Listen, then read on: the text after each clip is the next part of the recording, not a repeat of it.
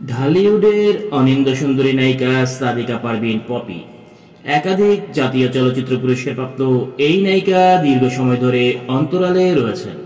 হঠাৎ করেই নিজেকে আড়াল করে নেন এই অভিনেত্রী। প্রথম দিকে পপির এই অনুপস্থিতিকে স্বাভাবিক মনে করেছিলেন চলচ্চিত্র সংশ্লিষ্টরা, কিন্তু সময় যতই এগোতে থাকে ততই তাকে ঘিরে ধোঁয়াশা তৈরি হয়। নায়িকার আড়ালে যাওয়ার রহস্য খুঁজতে বেরিয়ে আসে তার গোপন সংসার ও সন্তান জন্মের খবর। বিয়ে করে এখন পুরোদস্তুর সাংসারিক পপি, শোবিজে নেই তার কারো সঙ্গে যোগাযোগ। এদিকে পপির বিরুদ্ধে জমি দখলের চেষ্টার অভিযোগ উঠেছে। এ নিয়ে তার বিরুদ্ধে থানায় জিডি করেছেন নায়িকার বোন ফিরোজা পারভিন। সোমবার ৩রা ফেব্রুয়ারি খুলনার সোনাডাঙ্গা মডেল থানায় জিডি করা হয়। জিডির সূত্র ধরে জানা যায়, পৈতৃক জমি দখলে নেওয়ার জন্য স্বামী আদনান উদ্দিন কামাল, কল্লোল মজুমদার শিপন সহ সোমবার বেলা 12টা 30 মিনিটের দিকে সোনাডাঙ্গা থানাধীন শিববাড়ি ভাড়াটিয়া বাড়ির সামনে হাজির হন। বাধা দিলে এক পর্যায়ে ফিরোজা পারভিন সহ সবাইকে হুমকি দেন পপি ও তার স্বামী। নানা ইস্যুতে পপি এতদিন চুপ থাকলেও এবার অবশেষে অভিযোগ প্রসঙ্গে মুখ খুললেন পপি।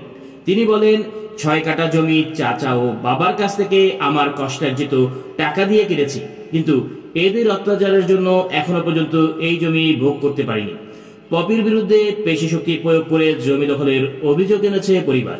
তবে এই অভিযোগ উড়িয়ে দিয়ে নায়িকা বলেন, আমি কেন জমি দখল করব? আমি একবারও বলেছি ওই জমি কিনেব আমার লাগবে। পুরো পরিবার আমার উপার্জনে সারা জীবন চলেছে উল্লেখ করে পপি বলেন, এদের শরীরের চামড়া জামা কাপড় সব আমার পরিশ্রমের টাকায় কেনা। আমার পরিবারের কেউ কখনো উপার্জন করে খায়নি।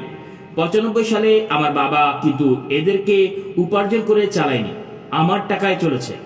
বলে রাখা ভালো, পারিবারিক বিরোধের কেন্দ্রবিন্দুতে রয়েছে খুলনার শিববাড়ি এলাকায় পপির বাবার 11 কাঠা জমি। অভিযোগ অনুযায়ী এর মধ্যে 5 কাঠা জমি আগে থেকেই নিজের নামে লিখিয়ে নিয়েছেন পপি।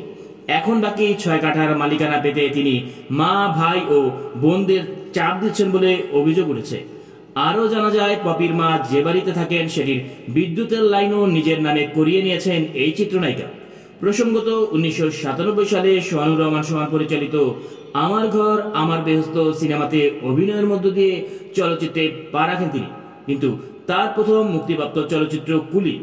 এই চলচ্চিত্রে তার বিপরীতে অভিনয় করেন ওমর সানি। সিনেমাটি সেই সময় 7 কোটি টাকা ব্যবসা করে মাইলফলক স্পর্শ করেন। এরপর আর পিছিয়ে ফিরে তাকাতে হয়নি এই চিত্রনায়িকা।